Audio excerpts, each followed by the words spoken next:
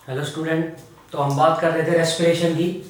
देखिए, रेस्पिरेशन की बात करें तो रेस्पिरेशन क्या है? रेस्पिरेशन इनहेलेशन और exhalation of oxygen and carbon dioxide. ठीक है, रेस्पिरेशन क्या है? रेस्पिरेशन है inhalation and exhalation of oxygen and carbon dioxide. ठीक है, इतनी जो टर्म आपने आज तक पढ़ी थी इसको हम रेस्पिरेशन नहीं कहते। हम किसको कहते हैं? रेस्पिरेशन। रेस्पिरेशन ये रेस्पिरेशन के अंदर आता है, इसका नाम है ब्रीदिंग। ठीक है, ब्रीदिंग का मतलब होता है इनहेलेशन और exhalation of carbon dioxide and oxygen. ठीक है, देखिए 3 स्टेप्स आएंगे, 3 चीजें इंक्लूड है रेस्पिरेशन के अंदर। पहला जो है वो है ब्रीदिंग, दूसरा जो है वो है डिफ्यूजन, तीसरा जो है वो है परफ्यूजन। रेस्पिरेशन के अंदर 3 चीजें जुड़ी हुई है, ब्रीदिंग, दूसरा डिफ्यूजन, तीसरा परफ्यूजन। ये जो टर्म है इनहेलेशन और and exhalation of oxygen and carbon dioxide, इसको बोलते हैं ब्रीदिंग। ठीक है, इसमें जो ऑक्सीजन है वो लंग्स तक आएगी, सिर्फ लंग्स के एल्वोलाई तक। ऑक्सीजन का इनहेल करके लंग्स तक आना और लंग्स से वापस कार्बन डाइऑक्साइड जाना, इस टर्म को आप बोलते हो क्या? ब्रीदिंग। क्या बोलते हो? ब्रीदिंग। रेस्पिरेशन और ब्रीदिंग में अंतर होता है। रेस्पिरेशन एक बड़ी प्रोसेस है जिसमें 3 चीजें इंक्लूड है, ब्रीदिंग, डिफ्यूजन और परफ्यूजन। और ब्रीदिंग का सिंपल मतलब है inhalation of oxygen and carbon dioxide. ठीक है, देखिए इतने का तो मतलब है ब्रीदिंग। ठीक है, जिसको आप वेंटिलेशन भी बोलते हो। क्या बोलते हो? वेंटिलेशन। वेंटिलेशन या ब्रीदिंग का मतलब है inhalation of oxygen and carbon dioxide. दूसरी जो टर्म लिखी हुई है डिफ्यूजन। डिफ्यूजन का जो बेसिक मतलब होता है वो क्या होता है? डिफ्यूजन का बेसिक मतलब हाई कंसंट्रेशन से लो कंसंट्रेशन की तरफ पार्टिकल्स की या सॉल्यूट्स की मूवमेंट। क्या होता है? डिफ्यूजन का जनरल मतलब क्या होता है? जनरली मतलब होता है डिफ्यूजन का मतलब हाई कंसंट्रेशन, जहां पार्टिकल्स या सॉल्यूट्स ज्यादा है वहां से लो कंसंट्रेशन की तरफ अगर पार्टिकल्स जा रहे हैं उसको आप क्या बोलोगे? उसको बोलोगे डिफ्यूजन बोलोगे। यहां पे क्या हो रहा है? यहां पे ऑक्सीजन और कार्बन डाइऑक्साइड का एक्सचेंज देखने को मिलेगा। ठीक है, डिफ्यूजन क्या है? डिफ्यूजन क्या है? ऑक्सीजन एंड कार्बन डाइऑक्साइड का एक्सचेंज है, जिसको आप क्या बोलते हो? डिफ्यूजन बोलते हो। ये जो डिफ्यूजन प्रोसेस है ये कहां पे होती है? ये होती है एल्वोलाई के अंदर। कहां पे होती है? एल्वोलाई के अंदर। ये एल्वोलाई है, देखो भाई, ये एल्वोलाई है और ये ब्लड वेसल्स है। एल्वोलाई में से ऑक्सीजन यहां पे एक्सचेंज होना ब्लड में, और ब्लड से वापस कार्बन डाइऑक्साइड जो ब्लड में जा रहा है वो वापस डिफ्यूज होकर कहां चली जाएगी? एल्वोलाई के अंदर चली जाएगी। ये जो एक्सचेंज है गैसेस का एल्वोलाई और ब्लड वेसल्स के बीच में, इसको आप बोलते हो डिफ्यूजन। बेसिक डिफ्यूजन का मतलब जो चीज जहां ज्यादा थी, ऑक्सीजन एल्वोलाई के अंदर ज्यादा थी क्योंकि आपने सांस लिया तो ऑक्सीजन आई, तो ऑक्सीजन एक्सचेंज होकर कहां चलेगी? ब्लड वेसल्स में, और ब्लड वेसल्स से वापस कार्बन डाइऑक्साइड एक्सचेंज होकर कहां चलेगी? एल्वोलाई के अंदर चलेगी। इसलिए इसको क्या बोलते हैं? डिफ्यूजन बोलते हैं। ये सेकंड स्टेप है या प्रोसेस का सेकंड हिस्सा है। ठीक है, डिफ्यूजन प्रोसेस कहां पे होती है?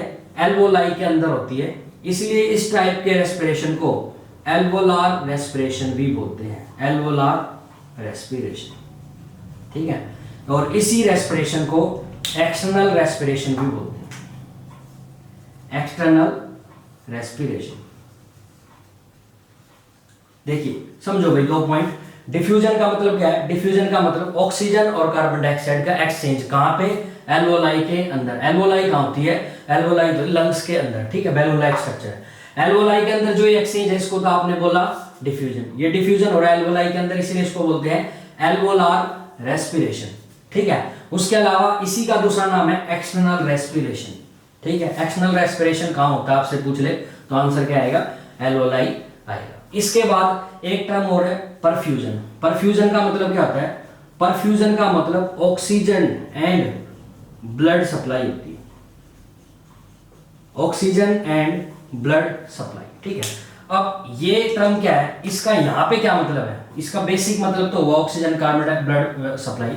परफ्यूजन का यहाँ पे क्या मतलब, परफ्यूजन का मतलब देखो भाई समझो, परफ्यूजन का मतलब ये जो ब्लड सप्लाई आ रही है हर टिश्यू या हर एक सेल के पास, ये भाई सेल्स हैं, इन सेल्स के पास ब्लड सप्लाई आ रही है, यहाँ पे जो ब्लड में ऑक्सीजन ज्यादा है वो जानी सेल्स के पास, और सेल्स के अंदर जो कार्बन डाइऑक्साइड ज्यादा है वो जाना है वो वापस ब्लड वेसल्स के पास। ये जो एक्सचेंज हो रहा है, बेसिक परफ्यूजन का मतलब है exchange of gases between cell and blood vessels. Blood vessels and cell के बीच में जो एक्सचेंज है गैसेस का, उसी को आप क्या बोलते हो, परफ्यूजन बोलते हो। ठीक है, इसमें हो क्या रहा है, इसमें एक्सचेंज हो रहा है यहाँ पे। अब बेसिक हुआ क्या है, ये जो हमारी सेल है, एक सिंपल सेल है, इस सेल के अंदर क्या है, जब सेल ने ऑक्सीजन ली, साथ में पानी लिया, साथ में फूड लिया, ऑक्सीजन ग्लूकोज लिया, फूड ऑक्सीजन वाटर, ये तीनों चीज लेके इसने प्रोसेस की और क्या बनाई, एनर्जी का फॉर्मेशन किया, प्लस CO2 निकाली, प्लस H2O निकाली। यही CO2 वापस यहाँ पे चली जाती है ब्लड वेसल्स के अंदर। ये जो प्रोसेस है पूरी, इतनी बड़ी प्रोसेस को आप क्या बोलते हो, रेस्पिरेशन बोलते हो, जिसमें आपने जो ऑक्सीजन ली पहले वो आपके एल्वोलाई में आई, एल्वोलाई से ब्लड में आई, ब्लड से सेल में, सेल ने इस ऑक्सीजन को यूज किया, वापस कार्बन डाइऑक्साइड ये ब्लड वेसल्स में आई, ब्लड वेसल से वापस एक्सचेंज होकर एल्वोलाई में गई, और एल्वोलाई से शरीर से बाहर निकल जाना। इतनी बड़ी प्रोसेस को आप क्या बोलते हो, रेस्पिरेशन बोलते हो। सिर्फ सांस लेना और छोड़ने को रेस्पिरेशन नहीं बोलते। ठीक है, यहाँ तक क्लियर हुआ भाई। ये बेसिक डेफिनेशन थी किसकी, रेस्पिरेशन की। वैसे तो हमने ये जो हमारी क्लासेस थी उसमें कवर कर लिया था, लेकिन मैं भूल गया हूँ कुछ चीजें, तो दोबारा से रिवर्क कर रहा हूँ मैं आपकी चीजें। तो हमने रेस्पिरेशन की डेफिनेशन पढ़ ली, यहाँ तक क्लियर। उसके बाद आगे चले भाई, रेस्पिरेशन में देखिए, रेस्पिरेशन से नेक्स्ट नॉर्मल, इसकी वैल्यू पढ़नी पड़ेगी।